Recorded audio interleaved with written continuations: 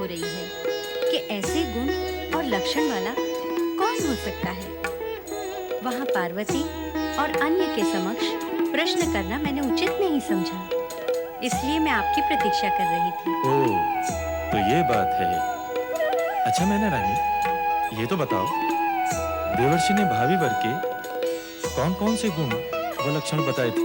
उन्होंने कहा था वो परम संतोषी होगा, संपूर्ण जगत द्वारा पूज्य और दिव्य शक्तियों से परिपूर्ण होगा, वो तनिक सी प्रशंसा से प्रसन्न होने वाला होगा, और ये भी कहा था। बस मैना रानी बस, ये सारे लक्षण तो भगवान शिव जी के ही हैं। भोलेनाथ शिवशंकर? देवर्षि नारद की भविष्यवाणी सत्य ही होगी, कारण कि पार्वती का पति भगवान शिव शंकर के अतिरिक्त अन्य कोई हो ही नहीं सकता। ये शिव और शक्ति का मिलन होगा, और जो होगा शुभ ही होगा।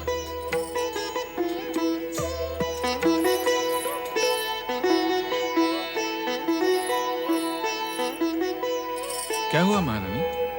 कहाँ क्या हुआ? तुम्हारे मुख पर और कहाँ? चिंता की रेखाओं ने तुम्हारे मुख को घेर लिया है। स्वामी, मैं आप ही के पास आ रही थी। मैं आपके पास आ गया। कहो क्या बात है? देवऋषि नारद ने पार्वती के भावी वर के विषय में जो गुण और लक्षण बताए थे, वो स्मरण है आपको? हाँ, स्मरण तो है। महर्षि गर्ग बता रहे थे कि वो सारे गुण और लक्षण भगवान शिव के हैं। भगवान शिव के गुण? क्या महर्षि गर्ग ने ऐसा कहा? हाँ स्वामी, मेरा मन तो भावी आशंका से आशंकित हो रहा है। भला एक राजकुमारी का पति एक योगी कैसे हो सकता है? आप हंस रहे हैं?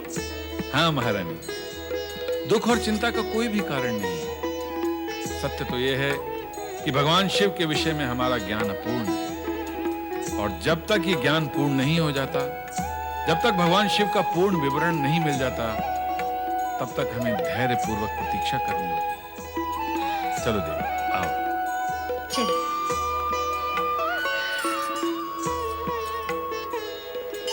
ओह, तो ये बात है, चुपके चुपके उनकी चर्चा सुनी जा रही है। कैसी चर्चा?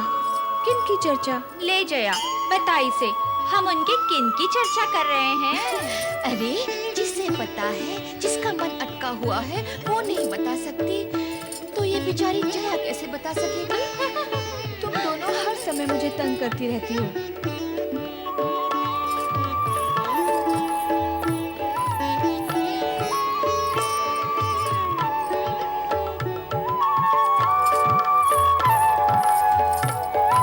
देख रही सखी, पार्वती को हर समय तंग करना भला नहीं है। ठीक है, भविष्य में हम हर समय नहीं, कभी कभी तंग करेंगे, क्यों? ठीक है ना? फिर वही। अरे क्या फिर वही? भीतर मन में तो लड्डू फूट रहे हैं और ऊपर से स्वांग रच रही हो। सखियों से मन की बात छिपाना अच्छी बात है क्या? बोलना अच्छी बात है क्या? नहीं, तो फिर बता ना। क्या? मन की बात? क्या बात? फिर लगी स्वांग करने। देखो, हम उनकी बात कर रहे हैं जो भविष्य में बारात लेकर आएंगे और तुम्हें यहाँ से ले जाएंगे। वो कैसा सुखद क्षण होगा जब मुझे ले जाने के लिए मेरे आराध्य भोलेनाथ आएंगे। मैं उस क्षण की व अपने आराध्य भोलेनाथ की प्रतीक्षा करूंगी। आपने मुझे बुलाया भगवान? हाँ नंदी। आज्ञा करें प्रभु। नंदी, यहाँ कैलाश पर हम एक भाव से समाधि में नहीं बैठ सकते। क्यों? क्यों भगवान? देखते नहीं, कभी नारद तो कभी इंद्र और देवगण आकर हमारी समाधि में विघ्न डालते रहते हैं। वे तो आपकी कृपा प्राप्ति के हेतु आते हैं भगवान। नंदी, जो कृपा के योग्य होते हैं उन्हें हमारे पास आने की आवश्यकता नहीं, हम स्वयं उनके पास पहुंच जाते हैं। रहे नारद, वे यहाँ कृपा प्राप्ति हेतु नहीं, कृपा दिलवाने हेतु आते हैं। प्रभु, सभी आपकी महिमा का गान करते हैं। किंतु नंदी, यदि हम ध्यान नहीं लगाएंगे तो कृपा और महिमा का अर्थ समाप्त हो जाएगा। आज्ञा करें प्रभु, क्या करना है? हमने कैलाश त्यागने का निश्चय कर लिया। कैलाश का त्याग? किंतु भगवान, आपके बिना मैं कैसे रह सकूंगा? चिंता ना करो नंदी, तुम भी हमारे साथ चलोगे। जो आज्ञा भगवान। ध्यान रहे कि मेरे साथ केवल तुम आ रहे हो, अन्य कोई गण नहीं। और कोई भी नहीं आएगा साथ में? आना क्या, किसी को इस बात की सूचना भी नहीं होगी कि हम कहाँ गए हैं और कहाँ प्रवास कर रहे हैं। कब चलना है भोलेनाथ? अभी इसी समय। आओ। पिताश्री, हमारे द्वारा आयोजित सर्व पर्वत सम्मेलन एक अनूठा सम्मेलन है जिसमें सभी पर्वत सम्मिलित होंगे और वो हमारा प्रभुत्व भी स्वीकार करेंगे। पुत्र मैनाक, प्रभुत्व स्वीकार करवाने की चेष्टा को शुभ नहीं माना जाता। ऐसी चेष्टा करने वाले की आभा और प्रतिभा दोनों नष्ट हो जाती हैं। तो फिर सर्व पर्वत सम्मेलन के आयोजन का प्रयोजन क्या है? पारस्परिक सद्भाव, मैत्री और बंधुत्व की भावना को बढ़ाना। इस उद्देश्य की पूर्ति के लिए भी इस संगठन के अधिपति का चुनाव करना आवश्यक है पिताश्री। मैं तो चाहूंगा कि आपके नाम की पूर्व घोषणा कर दूं कि आप ही इस सम्मेलन और संगठन के अधिपति हैं। मैनाक, तुम मेरे पुत्र हो, मुझसे शत्रुता क्यों करना चाहते हो? क्यों ऐसा कार्य करना चाहते हो जिससे मेरा लोक और परलोक दोनों नष्ट हो जाएं? ये आप क्या कह रहे हैं पिताश्री? मैं आपसे शत्रुता करूंगा? आपका लोक प्रलोक नष्ट करूंगा? ये विचार आपके मन में आया कैसे? आप मेरे पिता हैं, मैं आपका अहित करूंगा? नहीं पिताश्री, कदापि नहीं। देखो मैनाक, पिता अथवा पुत्र, यदि उन दोनों में से कोई भी अपने पिता या पुत्र के लिए अनुचित और अनाधिकार रूप से, अनीति और अन्याय से प्रभुत्व, पद, अधिकार, संपत्ति या संपदा प्राप्त करना चाहता है, तो वह लौकिक और पारलौकिक दोनों ही दृष्टि से पाप का भागी कहलाता है। दोनों को अंत में असहनीय पीड़ा सहनी पड़ती है। इसलिए पुत्र ऐसे प्रभुत्व, अधिकार व पद से दूर ही रहना चाहिए जो अनाधिकार रूप से प्राप्त किया जाए। महाराज की जय हो। कैलाशपति शिव का दूत नंदी आपसे भेंट करने की अनुमति चाहता है महाराज। नंदी, कैलाशपति का दूत यहाँ? प्रतिहारी, उन्हें आदर सहित यहां ले आओ। जी महाराज। कैलाशपति शिव का दूत हमारे यहां किस प्रयोजन से आया है? भेंट करने पर ज्ञात हो जाएगा पुत्र।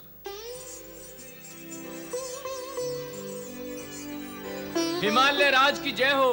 चराचर पति, देवेश्वर, सदा शिव के सेवक नंदी का प्रणाम स्वीकार हो। आओ नंदी, आपका स्वागत है। कहिए, क्या समाचार लाए?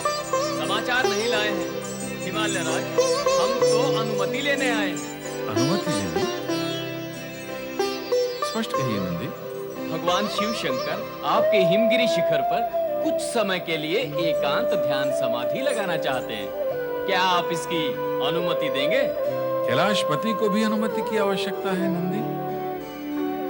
यह तो हमारा अहोभाग्य है कि कैलाशपति हमारे क्षेत्र में निवास करेंगे। ये सचमुच हमारे लिए प्रसन्नता का विषय है नंदी। हमारी ओर से कैलाशपति को अनुरोध करें कि वे हमारे यहाँ अतिथि बनकर पधारें। हमारा समूचा परिवार उनके दर्शन से धन्य हो जाए। धन्यवाद हिमालय राज, मैं आपका संदेश कैलाशपति तक पहुंचा दूंगा। प्रणाम।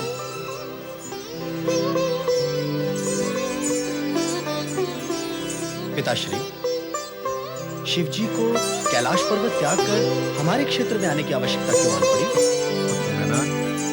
जब विधाता को किसी प्राणी के सौभाग्य या दुर्भाग्य की रचना करनी होती है तो वे ऐसी परिस्थितियों और घटनाओं का निर्माण करते हैं जो साधारण मनुष्य की बुद्धि से परे है। किंतु कैलाशपति का हमारे क्षेत्र में पदार्पण निश्चय ही सौभाग्यपूर्ण होगा। कैलाशपति द्वारा किसी का आतिथ्य स्वीकार करना केवल सौभाग्य का ही नहीं, अपितु प्राणी के लिए गौरव का विषय भी है। भोलेनाथ के कैलाश से प्रस्थान करने पर और ब्रह्मलोक से ब्रह्मा जी के अदृश्य हो जाने से शिवगण तथा देवगण दोनों ही अनिश्चितता की स्थिति में थे तथा सृष्टि की व्यवस्था में भी बाधा उपस्थित होने लगी थी। किंतु देवर्षि नारद इस रहस्य से पूर्ण परिचित थे कि शिव और ब्रह्मा ने अपना अपना स्थान क्यों त्यागा और वे कहां स्थिर हैं। नारायण नारायण नारायण श्रीमन्नारायण नारायण नारायण नारायण नारायण नारायण। नारद, तुम फिर यहाँ आ गए। मैं ब्रह्मलोक से ये विचार करके यहाँ आया था कि यहाँ एकांत मिलेगा, किंतु तुम यहाँ भी मिलने चले आते। लगता है अब मुझे कहीं और स्थान ग्रहण करना पड़ेगा। परमपिता, यदि मैं यहाँ तक पहुँच सकता हूँ तो मैं वहाँ भी अवश्य पहुँच सकता हूँ जहाँ आप जाएंगे। ये सब आप ही की कृपा का फल है। नारायण नारायण। अच्छा, अब कहो किस प्रयोजन से आए? परमपिता, प्रयोजन नया नहीं। देवताओं को स्वर्ग से हटाकर तारकासुर उन पर अत्याचार करता ही जा रहा है, करता ही जा रहा है। देवताओं की दुर्दशा अब देखी नहीं जाती। आपका वरदान पाकर तारकासुर अत्यंत उद्दंड और उच्छृंखल हो गया है। नारद, देवताओं की दुर्दशा का ज्ञान मुझे है। स्वयं देवराज इंद्र एवं देवगण कुछ समय पूर्व ब्रह्मलोक में आए थे। वे तारकासुर को स्वर्ग से हटाकर वहां पुनः स्थापित होने के लिए विकल है, लेकिन केवल इच्छा और विकलता से ही कार्य सिद्ध नहीं होता। तो कार्य सिद्धि के लिए क्या करना होता है परमपिता? उद्देश्य की पवित्रता ही कार्य सिद्धि का मेरुदंड है नारद। देवराज इंद्र तो स्वर्ग का सिंहासन प्राप्त होते ही भोग और ऐश्वर्य में लिप्त होकर दैत्य एवं उद्देश्य दोनों भूल जाते हैं। सो तो तारकासुर भी भूला हुआ है, किंतु वो अब तक स्वर्ग के सिंहासन पर विराजमान है। तुम बार बार विधि का विधान भूलते हो। तारकासुर का पुण्य जब समाप्त होगा उस दिन उसके वरदान का प्रभाव भी समाप्त हो जाएगा, तब उसकी अधोगति होगी। किंतु वो दिन कब आएगा परमपिता, कब? उसके लिए तुम्हें प्रतीक्षा करनी होगी। भगवान भोलेनाथ भी यही कहते हैं और आप भी यही उत्तर देते हैं, किंतु आप दोनों में से कोई भी इस सत्य का उद्घाटन करने के लिए तैयार नहीं है। समय आने पर सब कुछ प्रकट हो जाएगा। किंतु वो समय कब आएगा? आपके वरदान के अनुसार शिवपुत्र ही तारकासुर का वध करेगा, किंतु शिवजी तो शक्ति स्वरूपा पार्वती का नाम सुनते ही और भी अधिक वैरागी हो जाते हैं। अब तो कैलाश छोड़कर और कहीं चले गए हैं। और कहीं चले गए हैं? तो क्या उनका कैलाश से जाना शुभ और कल्याणकारी हुआ? ऐसा ही लगता है। किंतु वो गए कहां परमपिता? क्यों? क्या तुम भी वहां जाना चाहते हो? नहीं नारद, ये उचित नहीं होगा। भोलेनाथ ने कैलाश को ध्यान समाधि के लिए कुछ समय के लिए त्याग दिया है, इसलिए तुम्हारा वहां जाना उचित नहीं होगा। इस समय केवल इतना कह सकता हूं, यदि तुम देवराज व देवगणों का हित चाहते हो तो कुछ समय के लिए भोलेनाथ को एकांतवास कर दो। इसी में सबका कल्याण है। महारानी मैना, क्या सोच रही हो? आजकल तुम सोचने बहुत लगी हो। जब पुत्री युवा और विवाह योग्य हो जाती है ना, तो माता भी सोचने लगती है। केवल माता? कहो माता पिता सोचने लगते हैं। चलो हिमगिरी चले और कैलाशपति के दर्शन करते हैं। चलिए। किंतु स्मरण रहे, नंदीश्वर कैलाशपति का संदेश दे गए हैं कि वो एकांत की खोज में हिमगिरी के शिखर पर आए हैं, इसलिए कोई भी उनकी ध्यान समाधि में बाधा न डाले। पैनाक, हम बाधा डालने नहीं जा रहे हैं पुत्र, हम तो दर्शनों के लिए जा रहे हैं। एक ही बात है पिताश्री, आपका वहां जाना आपके लिए तो दर्शन है, किंतु उनके लिए विघ्न है।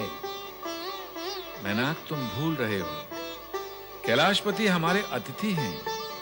उनकी सुख सुविधा का ध्यान रखना हमारा परम कर्तव्य है।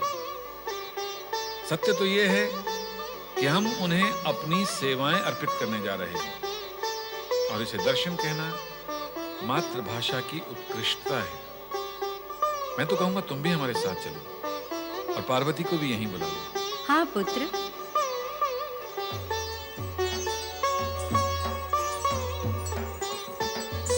सुनो नंदी, आज्ञा करें प्रभु। तुम इस बात का पूर्ण रूप से ध्यान रखना कि कोई भी यहाँ आकर हमारी एकांत समाधि में विघ्न डालकर हमें बाधा न पहुंचाए। आप निश्चिंत रहें भोलेनाथ, मेरे होते हुए आपके समीप आने की कोई चेष्टा भी नहीं कर सकेगा। तुम कहते हो तो हम निश्चिंत हो जाते हैं।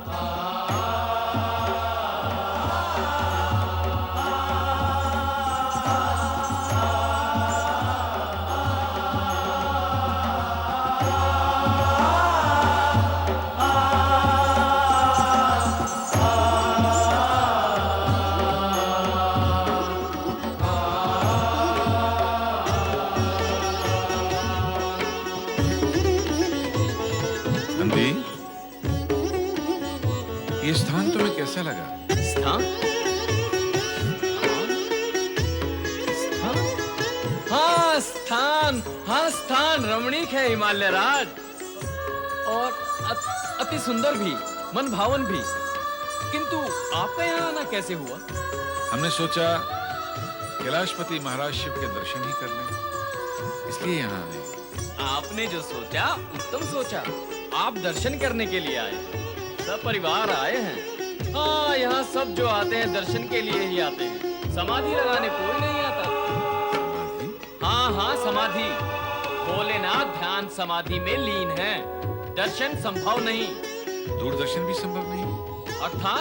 अर्थात दूर से दर्शन। इस तरह दर्शन भी हो जाएंगे और समाधि भी भंग नहीं होगी। दूरदर्शन से भी किसी को लाभ हुआ है हिमालय राज? जिनकी आत्मा और उद्देश्य पवित्र होते हैं नंदी, उन्हें तो दूरदर्शन से ही लाभ होता है।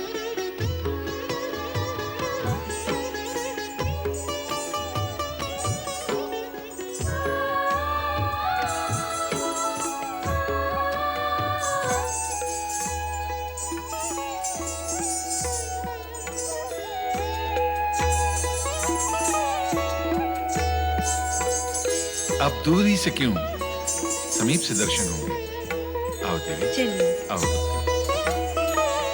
भोलेनाथ, भोलेनाथ, हिमालय राज आए। देवाधिदेव कैलाशपति भगवान शिव शंकर की